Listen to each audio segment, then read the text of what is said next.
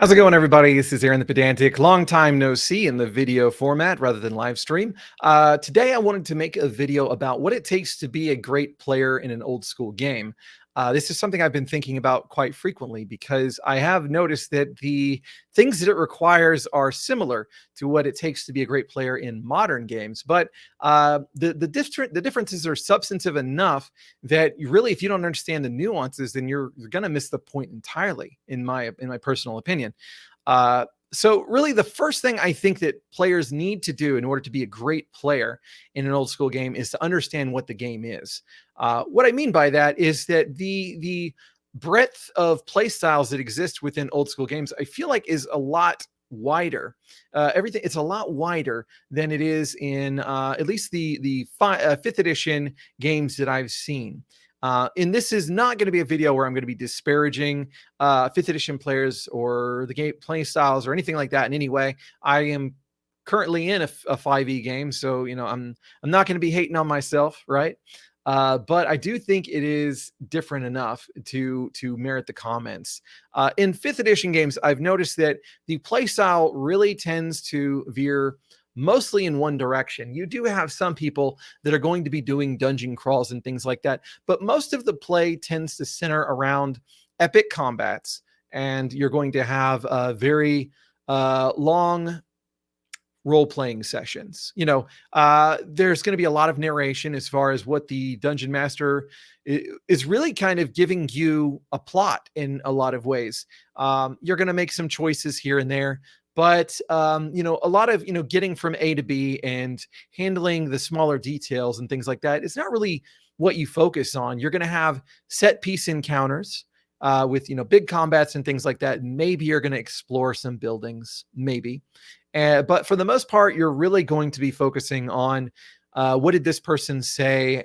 How did this person react? What happened here? Who got killed? Those are the things that you're going to be dealing with primarily. In old school games, the kind of thing that you're going to experience is a lot different. Even in the most rules light of old school games that I've seen, resource tracking is at least something that's considered in a deeper way. You're not just tracking hit points and spells. You're also going to be tracking gold a lot more extensively, and not even just gold. You're going to be tracking how much of our gold is broken down in gems. How many gems do we own that are easy for us to trade? Whereas having this gold that weighs so much, because we're having to worry about encumbrance, and then we have to worry about our missiles. We're having to worry about our torches because we don't have the light cantrip. We can't just wish away that. We don't all have dark vision. We need to have rations because we're trying to make sure that we have enough food to survive. We need to have a mirror, so that we can look around the corner because we're really trying to make sure that we catch the enemy by surprise, because a single surprise round can spell the absolute end of us if we are not careful enough. All these things all add into a very different style of play that people coming into without the right frame of mind can utterly conflict with. And that conflict can be that they just kind of bitch and moan the whole time while they're trying to deal with these things, because they don't want to deal with that. They want to deal with the part that they really care about, which is usually the combat and whatever kinds of interesting things we can do in our social encounters. As far as the other facets of play, they're not really that concerned about that. So maybe they complain about it and they just kind of half-heartedly participate. But then there are some that are going to just not do it at all. And then you're wondering, why is it that they never seem to run out of anything? It's because they're not worried about it. They're not tracking encumbrance. They're not doing all of these kinds of things. And that can foster resentment in the group. Why is it that this one person is kind of belittling the choices that the rest of us are making? Because, now there isn't really the possibility that we're going to run out of torches unless that person decides that they want to run out of torches. That's really going to cause rifts between players. And it can definitely cause a rift with a DM. It's important to know exactly what you're showing up for, to have the right frame of mind, to want that style of play. If you don't want that style of play, you're just dragging yourself for no reason. There are plenty of games out there that people are running where you can find what you're looking for. People have been talking a lot about the DM shortage problem and all that, but it's not really as big of an issue in the old school community as far as I've seen. Most people are willing to run a game in the old school gaming communities. It's just, can they get enough players is the question. So, understanding what the game is, I think, is important, because of the fact that we have a very different style of game. A lot of times, I think it's even more important to pay attention than it is in more modern games. Things can happen. One small detail can occur that can make it so that if a simple wrong decision that would have been better informed had you paid attention to that one detail can spell death for an entire party. There's a lot more of a focus on deadly traps, on negotiations going poorly and that resulting in an entire party being wiped. And death is just so much easier to come by in old school editions than it is in the new school editions, that you really have to pay attention. It is a necessity. If you don't pay attention, you're going to die in a lot of situations. It's very likely that that will be the case, unless your DM is just really taking it seriously easy on you. In my more new school games, really what I felt is that paying attention is something that you do more for your personal enjoyment. If you aren't paying attention to what's going on, then you may get lost as to what exactly is going on in the broader scheme. The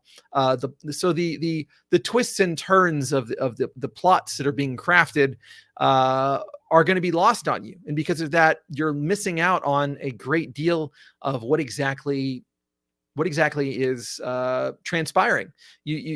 What is supposed to be enjoyed, even.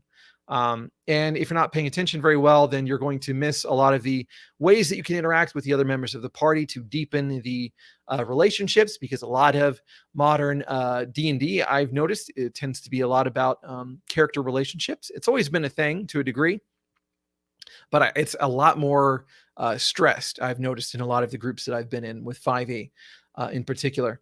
So paying attention there, ends up being something that, yeah, you might miss out on something that you might enjoy otherwise. But do you really bring down the rest of the group? Not really. Not really, unless you're kind of put on the spot for being someone who needs to make a decision and you don't really know what's going on, in which case a lot of times you can just kind of ask for a synopsis or whatever. But those effects can be a lot more powerful whenever a single spell can destroy an entire party in whenever you're playing an old school game. So just being prepared in every way possible is just a lot more important. The third thing I would say is it's important to take on a role.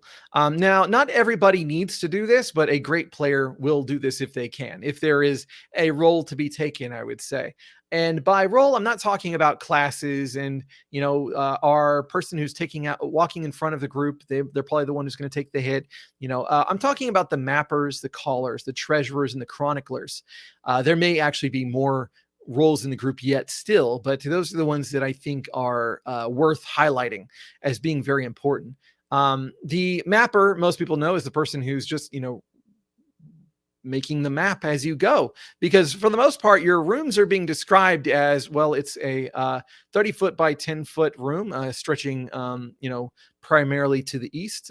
You have a door on the left side in the halfway point, so about 15 feet down, that kind of thing. And then you've got a fountain here, all that. The person who's actually putting down on paper, making the map as you go, because that's a facet of play that we engage in, and it's important because there are things that you can notice by doing that. There is the fact that you won't get lost, hopefully, if you take good maps. And you can save time by not exploring the same room over and over again. So having a mapper is important. It's one of the ones that requires, I would say, more of a special skill that some players may not possess. I'm not great at mapping on the fly. I haven't had to do it all that often, but there are some people that are very, very good at it. And those people are probably the best ones suited for it. But if nobody's doing it, then a map is better than no map, I would say. The caller is one that a lot of groups probably don't need, especially these days. The caller is really the most useful for a larger group, just because you're going to have a lot of different opinions about what needs to happen, and you need somebody to make a decision so your group can move forward. I think that nowadays the groups tend to be a lot smaller, with few exceptions. There are some groups that can be a lot larger. The AD&D group that I ran usually tended to be about 5, maybe 7 people. I think we even had 8 people at one point. It's just nowadays you tend to have, groups that maybe 4. You might have 4 players or something like that. And with that, you'll have this natural chemistry that develops where one person kind of feels okay making a decision because they kind of understand where the other people are at. And the other people feel comfortable, putting in their 2 cents here and there when they feel like it. But they end up getting to a point where they understand who's probably the best at making these particular types of decisions, and we're going to let that person handle it. But for the larger groups, it's important to designate somebody so that they can make these decisions and we can move forward. Otherwise, you're going to have this constant clashing between these very 2 distinct personality types. You have the person who embraces the chaos of the game. You never know I don't know if my character is going to die, but it sure will be interesting to find out. I can't wait to see what's in the next room. That's the personality type that embraces chaos. And then you have the lawful personality type who is trying to plan for every eventuality, and really, really, really doesn't want to take any unnecessary risks, to the point that the person on the other end of the spectrum is kind of like wondering, why am I playing if we're having all of the risks taken down to next to nothing? And it's important to have somebody who can kind of like cut the right middle point between them, or at least what's right for your group. It's important to have somebody who can, get the worries and then get the desire to move forward and then just make the decision. Get the input from people when you can, but feel comfortable keeping the momentum going, because you don't want to spend too much time in one room. We want to get stuff done. Old school play is about kicking down the door and seeing what's in the next room and dealing with whatever is in front of us. We don't want to all die. We don't want to be so reckless that we all end up getting killed and having to start over, because that sucks. But we also don't want to sit there forever dealing with one room. That's why the caller is important. I've rotated callers before, but there will be usually a lot of players that just do not want to do it, period. And that's perfectly understandable. Treasurer is one that is very, very vital if you're playing a certain kind of game. And that game being one where resource management is meticulous. The reason I say this is the treasurer is incredibly valuable whenever you are whenever you are tracking encumbrance with gold coins. And so because of that, you are trying to keep as much of your treasure in gems as possible, because they're very light compared to gold coins. Why would I carry 1,000 gold coins, which weighs 100 pounds, whenever I could just have a diamond that is, has that much? And being able to keep track of who is holding that diamond. Where's it at right now? So we're ready to buy some things. Well, let's use this gem and that gem. We're going to try and use what gold we have, but maybe we need to go to, turn some of these gems into gold. And, those kinds of things are going to matter. Trying to decide how are we going to divide the loot. Because loot can come from different sources. It can come in different ways. Just having somebody who's keeping track of all of this so that the rest of the party doesn't really have to as much, I think is very important. And it makes somebody an incredibly valuable member at the table. The last one I call the chronicler is just somebody who is taking extensive notes. They're the person that is keeping the ledger. They are the stenographer at your table that can read back, maybe not the exact words of what everyone has said, but they can at least tell you, who was that NPC? What did they want? What did we promise them? What are the particulars on the contract that we made? How many days do we have left until we're expecting the orcs to attack? The chronicler is somebody that is incredibly vital in these kinds of games, because a lot of times you are really keeping track of your calendars. Your calendars are important. You need somebody who knows how to keep up with how these things are going on. The DM should be keeping up with these things as well, but even the DM can get out of place here and there. And it's great to have a chronicler at the table who can just be like, oh yeah, we should be on Wednesday of, the 23rd of whatever fictional month we may have. I do believe in just using the calendar, personally. But the chronicler is vital in making sure that everybody is on the same page. If they can keep their things in a Google Doc, which is something that I tend to try to do if I can, especially if I'm playing an online game, I definitely keep it in a Google Doc, because then people can share it, they can comment on it, they can make revisions if necessary, if there's something that was recorded wrong. It's incredibly valuable. It keeps everybody in the same place if they're willing to just read the document. That's all it takes. Just read the document or ask the chronicler what they missed. It does help if that's somebody who's there most sessions. Same thing with the treasurer. It sucks to have the treasurer out and not know where your gold is, because then the DM is kind of wary of you spending it. But you can make it work. The fourth thing, be willing to learn. I think that this is a problem that it doesn't really exist quite as much in the old school space, I don't think, because we tend to attract a certain types of players. I would say there are some rules light enthusiasts that probably don't care much about system or trying to meld well with the group in the style of play. But for the most part, there tends to be a lot to learn when it comes to old school play. There are certain things that we know are bad ideas just by sheer virtue of having played in an old school game long enough. There's the potential for more rules complexity that can come, especially with AD&D. There can be a lot more rules complexity to deal with than in something like BX. And in that situation, it's very, very easy to make very poor decisions for your character, and it really bring the rest down. So it's important to learn exactly how the game works, or how the environment is working, to learn more about life, because one of the things that's kind of unique in a way about old school play is the emphasis on player knowledge, the emphasis on what does the player know, because then they can make better decisions for their character. And maybe even though their character doesn't have all of these skills at their disposal, they can at least figure out how to finagle something, how to deal with this particular trap, to decide that maybe spiking a door would be a good idea. Those are the kinds of things that you learn from play, and you have to be willing to improve as a player. If you are just going to be the forever noob, then again, it's going to really cause a bit of resentment among the other players. I'm not really so strict that I expect that much as far as players understanding rules complexity. I feel like, especially with first edition, I can manage to handle running the game in such a way that they just need to have a broad understanding of what they're capable of, and we can handle the rest. But the expectations are going to be different with different groups, and regardless of how you slice it, you need to be willing to learn how to play this genre overall, this play style. You need to be willing to learn that.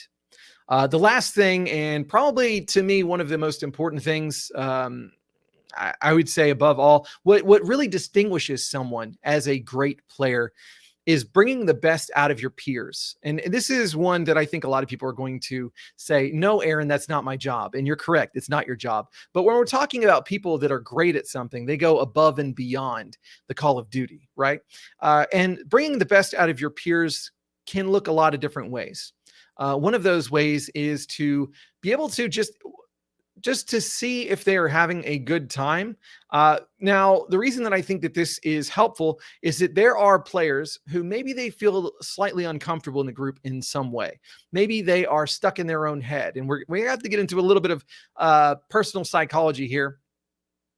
It's something that's easy for me to do because I deal with anxiety. So because I deal with anxiety, there are times when I get stuck in my own head, and I'm just kind of like, okay, I need to interject here. I need to throw my 2 cents in. But if I'm wrong, this group could hate me forever. And there are a lot of players I think that could be getting stuck in that because nobody wants to be the pariah at a table. They don't want to be disinvited.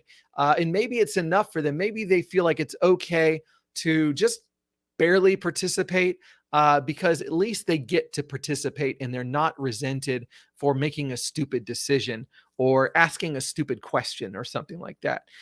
So I think there are probably a lot of players that suffer in that way. And so I feel like if there's a player who is sitting at the table week in and week out, and they're really not doing much except for making an action whenever it's their, when they're making a determination about what their character is going to do during combat, then I think that at that point, maybe it's good to have a conversation with them. Now, the DM can do this, but when the DM does this, it kind of feels like it's the parents, trying to tell you how to be better with the other kids. Whereas whenever it is one of the people at the table, then we're on the same playing field. We feel like we're on the same team here. We all want the same thing. We're all dealing with the same problems to some degrees.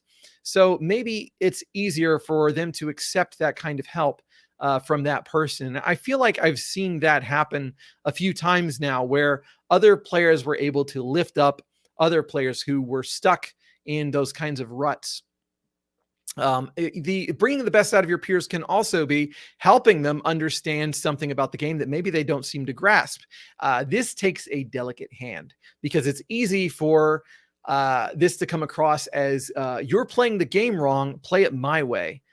Which is not at all what exactly I'm talking about here. What I'm talking about is, to help somebody understand that maybe they should consider trying this in the future. Maybe they would find some benefit with that. And it just, a lot of it is kind of in the tone, in the phrasing, and just, and it depends on what kind of relationship you've built with the rest of the players. If you've been primarily kind of cold and blunt and dismissive of other players in the past, then they're not really going to want to be, they're not going to be as receptive, I imagine, of the things that you want to throw their direction. But if you're somebody who has been bringing their character to the front in order to ask them how they feel about this thing, what are their thoughts on this thing, just trying to bring them out, trying to be supportive whenever they make mistakes, and trying to show them how to not make those mistakes in the future, if at all possible. I think that that's a very, very valuable thing as a player, being someone who can help bring down the temperature whenever things are flaring up, because tempers will flare in these kinds of games. They flare in modern games as well, but a lot of times for different reasons. In the modern games, it may be because there is a particular way that you had your player, your character, you wanted them to be able to do this thing or that thing, and then this one person is fudging it up because they're wanting to do another thing. That does tend to transpire in these games as well, but in these games, a lot of times the tempers might flare just because somebody wants to move forward and the other person wants to think too much. A lot of times it really boils down to that. Or you may have somebody who's taking their alignment incredibly seriously, and then you have somebody who's not taking it seriously at all. Or you may have diametrically opposed alignments, and those particular feuds are bleeding over between players rather than between characters. Those kinds of things really need to be monitored closely and handled in a lot of ways, because it can bring an entire group down to its knees. It can make it where everybody is just waiting for the other shoe to drop, and we're just not really sure if we can focus on the game because we're too worried about setting one of them off. Really, just having somebody who can bring the best out of the other players, I think, is the best thing, hands down. I'm curious what y'all have to say on the matter. I'm enjoying my games. I'm really looking forward to starting a new campaign. I'm going to be starting probably a first edition campaign coming soon. I might be doing it on Foundry by the looks of it, Foundry Virtual Tabletop. My friend on the server, EOTB, is part of those who are doing he may be the person. I'm not sure. He's one of the main people that is bringing Osric to the to Foundry, and I'm really looking forward to trying the beta testing on it. So I may be putting out a recruitment call in the near future. It will be people that are willing to play on virtual tabletop. So there is that exact prerequisite. But aside from that, I'm not really sure exactly what I'm going to be doing with it. I just really miss running first edition terribly, and I miss running games. I'm not running a game right now. I'm just playing at the moment, so I miss it with all my heart, and I just can't wait to get back to it. So looking forward to hearing what y'all have to say. I hope y'all have a fantastic week. Today is Tuesday, fabulous Tuesday, 5 days till Christmas. Spend wonderful time with your family, and take care.